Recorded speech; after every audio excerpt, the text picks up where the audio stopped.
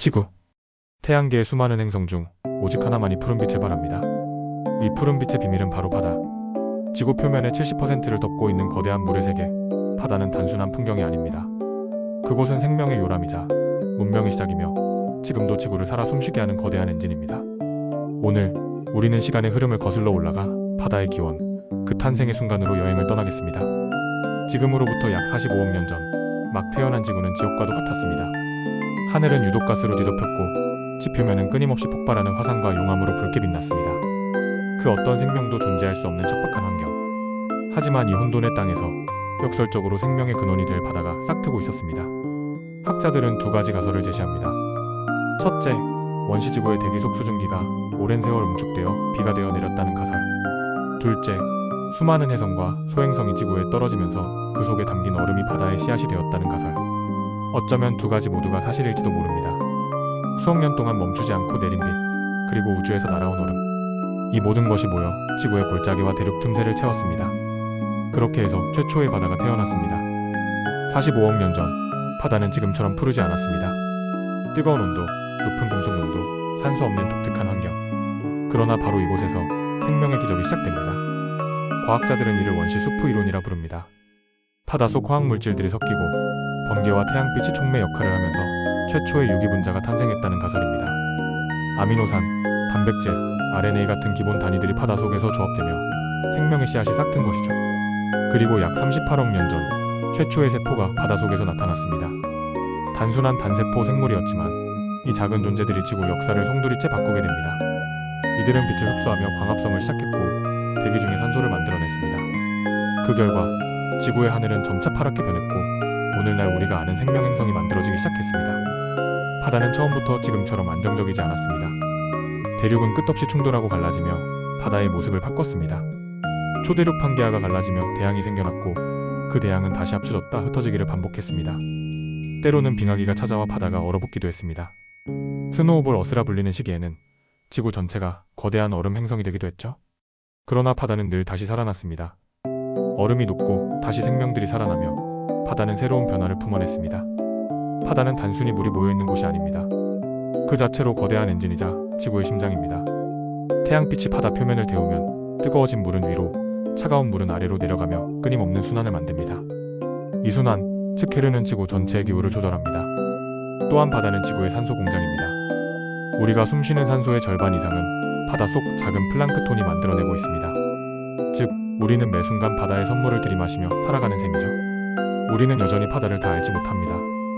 지구 바다의 80%는 아직 탐험되지 않았습니다. 심해의 어둠 속에는 우리가 상상조차 못한 생명체와 비밀이 숨어 있을지도 모릅니다. 바다는 단순한 물이 아니라 아직 끝나지 않은 이야기입니다. 불타는 원시지구에서 시작된 바다는 이제 지구를 푸른 행성으로 만든 주인공이 되었습니다. 생명을 품고 기후를 조절하며 여전히 미지의 영역을 간직한 곳. 그것이 바로 우리의 바다입니다. 바다는 단순한 물의 세계가 아닙니다. 그 속은 거대한 생명의 무대이며 수십억 년 전부터 이어져 온 생명의 보고입니다. 보이지 않는 미세한 존재부터 지구에서 가장 거대한 생명체까지. 오늘 우리는 그 끝없는 바다 속 생명들의 경이로운 이야기를 따라가 보겠습니다. 바다 생명의 이야기는 눈에 보이지 않을 만큼 작은 존재에서 시작됩니다. 플랑크톤. 그리스어로 떠다니는 것을 뜻하는 이 미세한 생명체들은 바다 생태계의 토대입니다. 식물성 플랑크톤은 태양빛을 받아 광합성을 하고 지구 산소의 절반 이상을 만들어냅니다. 즉, 우리가 들이마시는 공기의 한숨마다 플랑크톤이 존재하고 있는 셈이죠. 동물성 플랑크톤은 이식물성 플랑크톤을 먹고 살아갑니다.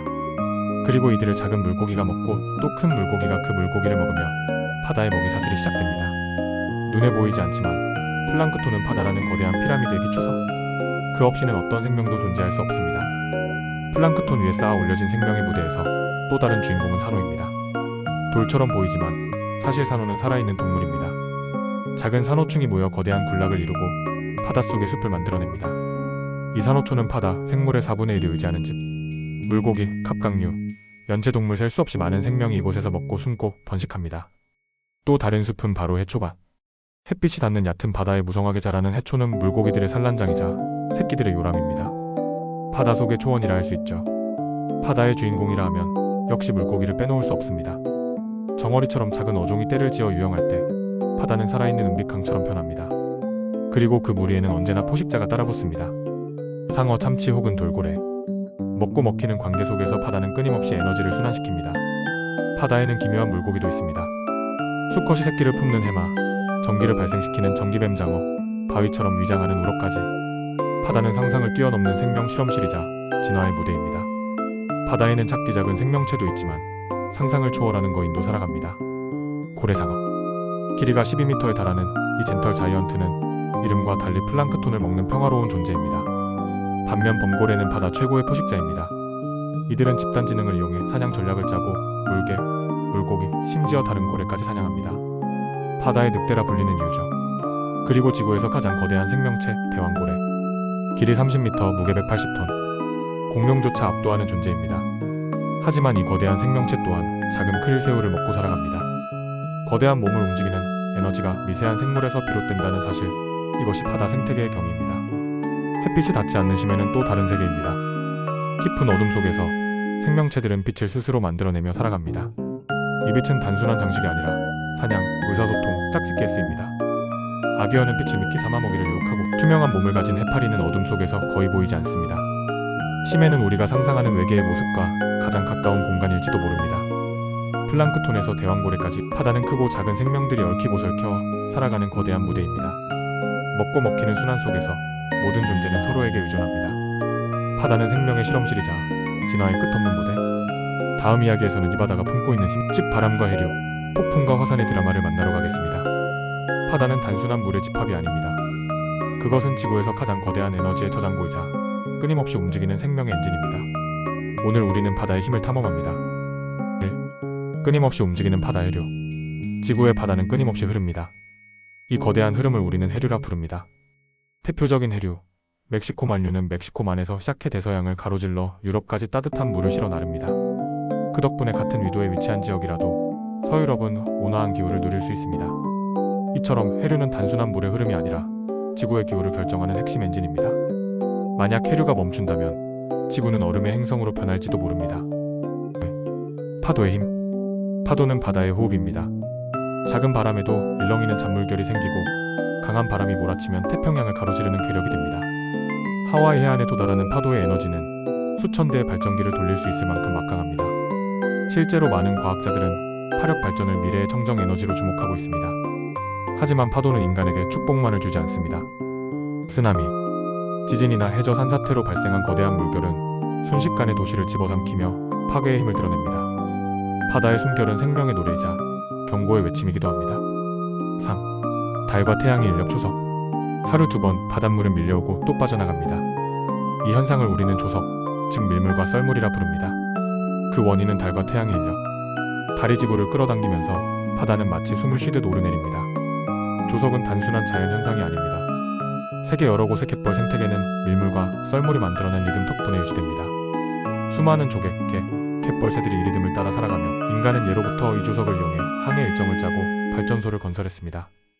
바다는 스스로 움직이지만 그 움직임의 리듬은 하늘과 연결되어 있습니다. 4. 태풍과 허리케인 바다의 분노. 바다의 힘이 가장 극적으로 드러나는 순간 바로 태풍입니다. 뜨겁게 달궈진 바닷물은 공기를 데우고 수증기를 만들며 거대한 저기압을 형성합니다. 그렇게 태어난 태풍은 바다 위에서 에너지를 흡수하며 몸집을 키워 수백 km에 달하는 괴물이 됩니다. 태풍 한 개가 품은 에너지는 인류가 1년 동안 사용하는 전력의 수십 배에 달합니다. 이 거대한 힘은 때로는 파괴로 다가오지만 한편으로는 지구의 기후를 순환시키는 중요한 역할도 맡고 있습니다. 바다는 분노하지만 그 분노조차 지구의 숨결에 필요한 과정입니다. 심해의 불길 해저 화산과 열수구. 수천 미터 깊은 바닷속, 태양빛이 닿지 않는 어둠 속에서도 바다는 힘차게 살아 숨쉽니다. 해저 화산은 마치 지구의 상처처럼 끓어오르며 새로운 땅을 만듭니다. 열수구에서는 뜨거운 용암과 광물이 뿜어져 나오며 놀랍게도 그 곁에는 생명들이 서식합니다. 태양빛조차 없는 이곳에서 세균들은 화학적 에너지를 이용해 살아갑니다. 그리고 이를 먹이로 삼는 새우, 개, 심해어들이 형성하는 독특한 생태계는 바다의 힘이 단순히 파괴가 아니라 새로운 생명을 탄생시키는 근원이기도 함을 보여줍니다. 6. 바다의 힘과 인류. 항해하는 배, 파력 발전기, 풍력 터빈. 인류는 바다의 힘을 두려워하면서도 동시에 이용해왔습니다. 돛담배를 밀어준 바람, 항해를 가능케 한 해류, 농사를 도운 조석, 그리고 오늘날 에너지 산업의 희망이 된 파도와 조류. 바다는 단순한 자연의 일부가 아니라 우리의 삶을 움직이는 거대한 동력입니다. 하지만 이 힘을 제대로 이해하고 존중하지 않는다면 바다는 언제든 경고의 목소리를 낼 것입니다. 바다는 지구에서 가장 위대한 힘입니다. 그 힘은 때로는 잔잔한 물결이 되고 때로는 도시를 집어삼키는 파도가 됩니다. 바다는 늘 우리 곁에서 숨쉬며 지구의 리듬을 이끌고 있습니다. 이제 우리는 묻습니다. 그 힘을 두려움만으로 바라볼 것인가? 아니면 지혜롭게 공존할 것인가? 바다는 오늘도 대답 없는 질문을 던지고 있습니다. 바다는 언제나 인류 문명의 거울이었습니다. 때로는 두려움의 대상이었고 때로는 무한한 가능성의 길이었습니다.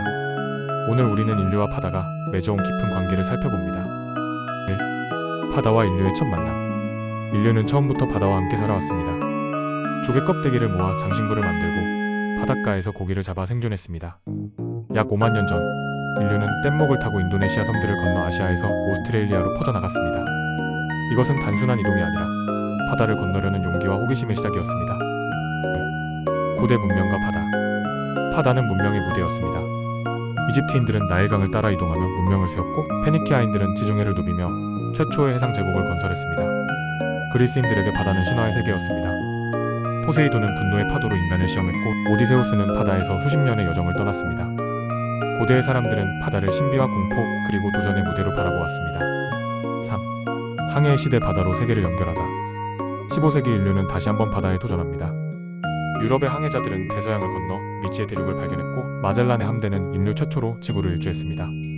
바다는 교역의 길이 되었고 향신료운 비단이 바다 위를 오갔습니다. 하지만 동시에 바다는 피와 눈물의 길이기도 했습니다. 노예무역선은 수백만 명의 아프리카인을 실어 나르며 인류사의 어두운 장을 남겼습니다. 4. 바다의 전쟁과 전략. 바다는 전쟁의 무대이기도 했습니다. 살라미스 해전에서 그리스 함대는 페르시아의 대군을 무찔렀고 트라팔가 해전에서 넬슨 제독은 유럽의 역사를 바꾸었습니다. 근대에 들어 해군력은 곧 세계 패권을 의미했습니다. 바다를 지배한 나라는 세계를 지배했습니다. 영국이 해가 지지 않는 제국이 될 수 있었던 이유도 바로 바다였습니다. 5. 바다와 문화. 어부들의 노래, 전통 항해 기술, 폴리네시아 항해 영상. 바다는 단순한 교역과 전쟁의 무대가 아니었습니다. 폴리네시아인들은 별빛과 파도의 흐름만으로 태평양을 항해했습니다. 그들의 지식은 과학과 예술이 결합된 바다의 언어였습니다. 바다는 인간에게 끝없는 영감을 주었습니다. 호메로스 엘리아스와 오디세이, 멜빌의 모비딕, 해밍웨이의 노인과 바다. 바다는 언제나 이야기와 예술, 그리고 인간의 상상력을 키워온 원천이었습니다. 6. 현대의 바다 산업과 과학의 무대. 오늘날 바다는 인류 산업의 중심입니다. 전 세계 물류의 90%가 바다 위를 오가고 해저에는 석유와 가스, 희귀 광물이 매장되어 있습니다. 또한 바다는 과학의 최전선이기도 합니다. 해양학자들은 바다의 해류를 연구하며 기후변화를 예측하고 심해 탐사선은 미지의 세계를 밝히고 있습니다. 하지만 이 모든 활동은 바다에 큰 부담을 주고 있습니다. 지나친 남획, 해양오염, 그리고 기후변화. 인간의 바다 활용은 언제나 이득과 위험을 동시에 안고 있습니다. 7. 인간과 바다의 관계 앞으로. 인류는 바다 덕분에 살아왔습니다. 바다는 우리에게 음식, 교역의 길, 새로운 땅, 영감을 주었습니다. 그러나 이제 우리는 바다에게 되묻습니다. 우리는 이 바다와 어떤 관계를 맺어야 할까요? 바다를 단순한 자원으로 볼 것인가? 아니면 함께 살아갈 동반자로 존중할 것인가? 인간과 바다의 이야기는 아직 끝나지 않았습니다. 그리고 앞으로의 장은 우리가 어떻게 선택하느냐에 달려 있습니다. 바다는 우리의 과거였고 현재이며 미래입니다. 바다가 없다면 인류 문명도 존재하지 않았을 것입니다. 인간과 바다. 그 관계는 끊임없는 도전과 응답의 기록이었고 앞으로도 그 끝없는 여정은 계속될 것입니다. 한때 인류에게 무한한 생명의 근원이던 바다. 그러나 지금 그 바다는 우리에게 조용하지만 무겁게 경고를 보내고 있습니다. 오늘 우리는 위기의 바다를 마주합니다. 1.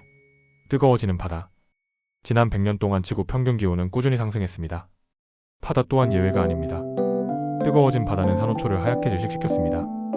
한때 형형색색의 물고기들이 춤추던 바다는 지금은 생명의 흔적이 희미해져 가고 있습니다. 바다는 지구의 열을 흡수하는 거대한 에어컨이지만 이제는 감당하기 힘든 온도를 짊어지고 있습니다. 해수면 상승. 지구의 빙하는 녹아내리고 있습니다.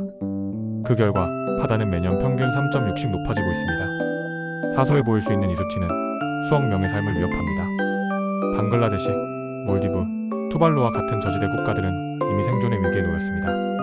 뉴욕, 상하이, 서울의 해안 도시들도 결코 안전하지 않습니다. 바다는 천천히 그러나 확실히 육지를 집어삼키고 있습니다. 3. 플라스틱과 쓰레기. 매년 약 1100만 톤의 플라스틱이 바다로 흘러들어갑니다. 이 쓰레기는 잘게 부서져 미세 플라스틱이 되고 물고기, 조개, 심지어 우리가 마시는 물과 공기 속에서도 발견됩니다. 한때 바다는 무한한 쓰레기통처럼 여겨졌습니다. 그러나 이제 우리는 그 대가를 몸으로 느끼고 있습니다. 바다에 버린 것은 결국 우리 식탁으로 돌아옵니다. 4. 남핵과 생태계 붕괴. 바다는 풍요의 상징이었습니다. 하지만 우리는 그 풍요를 끝없이 소비했습니다.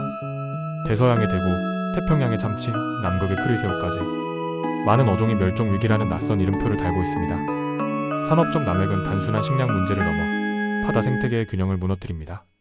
상어가 사라지면 작은 물고기가 폭증하고 그 결과 산호초는 붕괴됩니다. 한 종의 소멸은 곧 바다 전체의 위기로 이어집니다. 산성화되는 바다. 바다는 인간이 뿜어낸 이산화탄소의 약 30%를 흡수합니다. 그 대가로 바다는 점점 더 산성화되고 있습니다.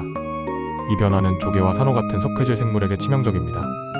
껍데기를 만들지 못하면 살아남을 수 없기 때문입니다. 조용히 진행되는 이 화학적 변화는 눈에 잘 보이지 않지만 장기적으로는 바다 생태계를 근본적으로 흔들 것입니다. 6. 인간의 선택.